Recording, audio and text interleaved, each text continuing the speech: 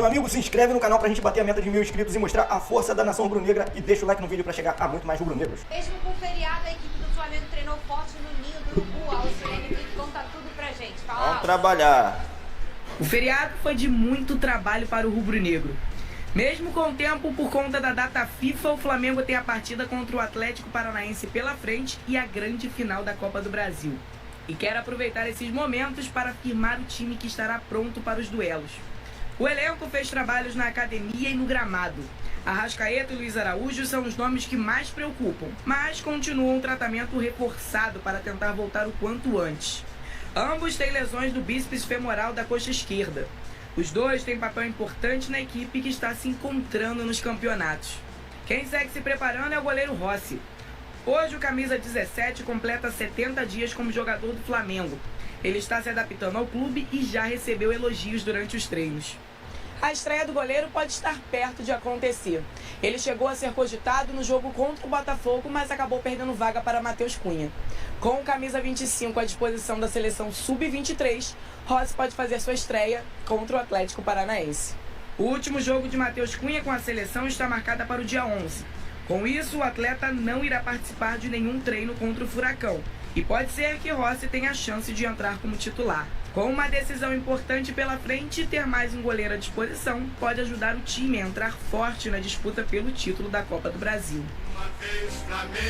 Vene Casagrande, meu amigo, boa tarde. Boa tarde, Fernandinha Mais. Vocês estão com alegria. O Careca foi voar. É, deixa ele. O Careca foi voar. É, o foi cara passear. pode, Muito bem, mas a gente tá aqui firme e forte e eu quero te perguntar. Vamos lá. O Cebolinha foi voar também porque ele não se representou. O que aconteceu com ele? Então, uma curiosidade aí, porque o Flamengo acabou não divulgando, mas como a gente fica sabendo, não custa nada a gente Quem informar que aqui. fica sabendo? A gente é 007. Você. O SBT Sport Rio fica sabendo, é porque o Cebolinha não participou da reapresentação do Flamengo por um motivo super especial, inclusive. Nasceu o terceiro filho dele de forma prematura e ele foi liberado pela diretoria para poder acompanhar. Ele foi até a maternidade, mas depois ele treinou normalmente. Então, assim, é um jogador, inclusive, que briga por vaga no time titular contra o Atlético Paranaense, porque o Bruno Henrique está suspenso, não vai poder ficar à disposição. Verdade. Então, o Cebolinha é uma opção, embora não tenha caído ainda nas graças da torcida do Flamengo, inclusive contra o Botafogo, ele teve uma ótima oportunidade de fazer um gol ali, matar o jogo, quando o Lucas Perry tinha ido ao ataque, mas, infelizmente, ele tomou uma decisão errada. Eu ainda acredito numa reviravolta do Cebolinha com a camisa do Flamengo. Muita gente não acredita. Mas eu pego o exemplo do Michael, por exemplo, que chegou com status de bom jogador, depois de uma boa campanha pelo Goiás, demorou a engrenar e quando engrenou, caiu nas graças da torcida. Eu acho que o Cebolinha pode fazer o mesmo caminho, inclusive. E se tiver que ficar um tempo aí fora, que fique, porque nascimento do filho é a coisa mais importante na vida de uma pessoa, ainda mais se foi de forma prematura, né? Toda a família, o filho, a própria esposa vai precisar do Cebolinha, então muita saúde aí pro filho que chegou. Ô, Vene Casagrande, Vamos lá. pra essa final da Copa do Brasil, tem um jogo com o Atlético Paranaense e tudo mais, tem muita água pra rolar ainda, né? Sim. Mas o quanto a vitória em cima do líder, Botafogo, ajudou no clima do Flamengo, ou não mudou em nada? Não, eu acho que assim, eu acho que internamente não mudou muita coisa. O clima continua sendo o mesmo, tá? A relação São Paulo, elenco continua sendo o mesmo. Eu acho que o clima externamente, se a gente parar e analisar a pressão da torcida, isso aí melhorou bastante. Porque assim, se o Flamengo tivesse perdido pro Botafogo e perdido de uma maneira bem ruim, de forma vexatória, obviamente que a torcida do Flamengo durante essa data FIFA aí não ia dar sossego à diretoria do Flamengo e aos jogadores. Poderia ter marcado protesto, Ele enfim. poderia cair, o São Paulo? Poderia. Eu trouxe até essa informação antes do clássico mesmo, poderia cair. Exemplo, se ele tomasse uma goleada no Botafogo, aí seria insustentável. Por que, Fernanda Mais, seria insustentável? Lembra quando a gente discutia aqui a demissão ou não do Barbieri pelo Vasco? Porque a relação da torcida com os jogadores não estava mais a mesma coisa? Se a diretoria do Flamengo não tomasse essa decisão depois de tomar uma goleada no Botafogo, como que iria fazer, por exemplo? Como que o torcedor iria comprar a ideia desse elenco para a final da Copa do Brasil? Mas isso não aconteceu. O Flamengo teve uma importante vitória. Agora resta saber qual é o Flamengo que vai entrar em campo contra o Atlético Paranaense. Vai ser o Flamengo que foi contra o Botafogo ou aquele Flamengo preguiçoso? A gente não sabe. Porque, de fato, o Flamengo na temporada 2023, sobretudo com o técnico São Paulo, é inconstante. Eis o X da questão. Que seja inconstante também, Vene? Porque o time é inconstante. Sim. Você não repete uma escalação, você tem um Perfeito. time sempre diferente. E se você muda as peças do time, claro que você vai mudar também o espírito daquele time. Porque os jogadores são personagens e eles têm estilo, né? Um Sim. é mais aguerrido, um tem aquele que você vê que o cara não quer perder de jeito nenhum. E não só isso também, a energia que aquele time move, né? Quando ele tá sempre junto. Eu já falei algumas vezes isso aqui nesse programa, o Careca de HD, nosso querido Lucas Pedrosa, não concorda comigo, mas a minha opinião é, eu não curto muito duas coisas que tem muito que vem do treinador de fora. Primeiro, exigência de versatilidade. Ele exige que todos os jogadores sejam versáteis e que joguem em todo lugar, que eu acho que não. O Brasil entende isso diferente e o profissional, que é o atleta, também, o brasileiro. E uma outra coisa que eu não gosto é essa mudança de time o tempo inteiro. É claro que se é por suspensão, por cartão, porque você está pensando no próximo jogo que é mais importante, tudo bem. Mas o tempo inteiro, quantas vezes ele repetiu uma escalação? Ele nunca repetiu a escalação. Sei lá, o São Paulo deve ter 38 jogos pelo Flamengo, são 38 escalações diferentes. Eu não vejo problema você não repetir escalação. O problema do São Paulo, na minha opinião, é que ele não só não repete a escalação, mas como ele muda o estilo de jogo a todo momento. Eu vou dar um exemplo. O Vitor Hugo. Qual é a função do Vitor Hugo no time? Às vezes joga de volante, às vezes joga de meia, às vezes joga de ponta. Qual é a função do Gerson? Às vezes joga mais aberto, às vezes joga de volante, às vezes joga de meia. Eu não vejo problema você não repetir a escalação.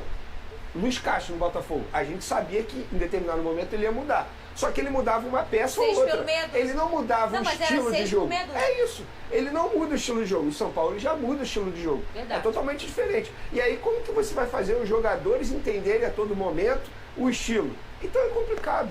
Esse é o problema do São Paulo, na minha opinião. Mas, Fernanda, eu repito, quando você contrata o São Paulo, você sabe que ele trabalha dessa maneira. É o pacote São Paulo. Não dá para você contratar o São Paulo e pedir um ambiente maravilhoso como era com o Dorival Júnior. Não dá. Verdade. Então, assim, quando a diretoria contratou, a diretoria já sabia que era assim. Ô, Vene Casagrande, vai ter festa no primeiro jogo da final da Copa do Brasil, que vai ser no Maracanã.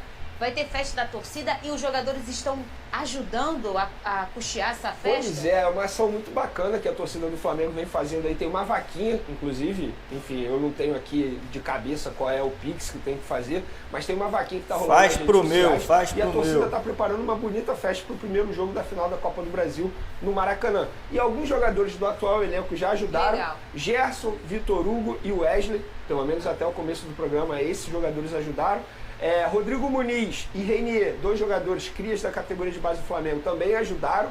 E também o Wendel, um jogador que ele diz publicamente que é torcedor do Flamengo. Recentemente ele quase veio pro Flamengo aí na última janela de transferência, jogador do Zenit, ele também ajudou. Ele ajudou com a vaquinha? Ajudou. Só que ele não queria que divulgasse. Mas aí não se ajudou, vem pra cá, né? Ô, amigo, quem guarda notícia é jornaleiro, pô. Não é Vene Casagrande, pô.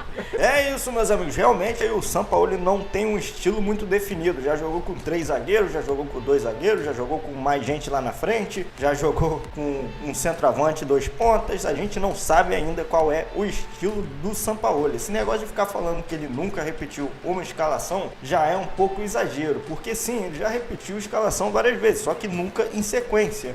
Por exemplo, se no jogo 12, no jogo 18 e no jogo 25 e 29 ele repetiu uma escalação, eles vão contar que ele não repetiu a escalação porque são em jogos bem espaçados. Mas claro que ele já repetiu sim escalações, não em sequência. O problema é realmente esse, a gente não sabe o que esperar dele, não só da escalação, mas do que o time vai apresentar em campo também. Não tem um estilo, parece que é perdido, como diz o Pascoal lá da ESPN, né? O barata voa, a gente nunca sabe o que esperar, nem da escalação e nem da apresentação do time em campo. E isso é um problema, porque o time acaba não conseguindo criar um entrosamento, uma sinergia, como por exemplo em 2019 ali, que os caras já sabiam onde o outro ia estar antes dele chegar. A gente viu que todo mundo já sabia o que todo mundo ia fazer. Era praticamente uma coreografia o jogo do Flamengo. E hoje em dia não tem isso, né?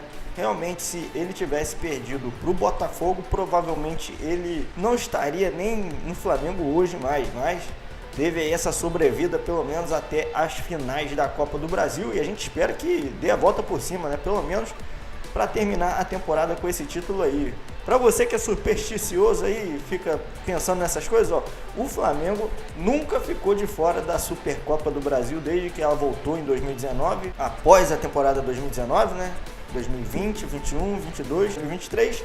E para estar na Supercopa, a gente tem que ser campeão da Copa do Brasil ou campeão do Brasileirão, que não vai dar, né? Inclusive em 2021 a gente não foi campeão nem de um nem de outro, mas aconteceu do Atlético Mineiro ganhar tanto o Brasileirão quanto a Copa do Brasil, e aí a segunda vaga da Supercopa ficou pro vice, que era a gente. Mas nesse caso, o Botafogo, se confirmar campeão, já está fora da Copa do Brasil, então a gente tem que ganhar a Copa do Brasil. Eu não acredito muito em superstições, mas para quem acredita, tá aí um dado, né? E vamos esperar também para ver se estreia agora o goleiro Rossi. O Matheus Cunha vinha jogando muito bem, eu não via motivo para que ele fosse substituído, mas agora parece que não vai ter como, porque ele vai voltar aí sem tempo hábil para treinar, descansar e voltar para o jogo. Então é isso aí, essas são as informações de hoje do Flamengo lá no SBT Esportes Rio. Deixa o seu comentário aí falando o que você acha que o Sampaoli vai fazer para essa próxima partida. Não se esquece de se inscrever no canal e tamo junto. Grande salve a todos, saudações rubro-negras e até o próximo vídeo.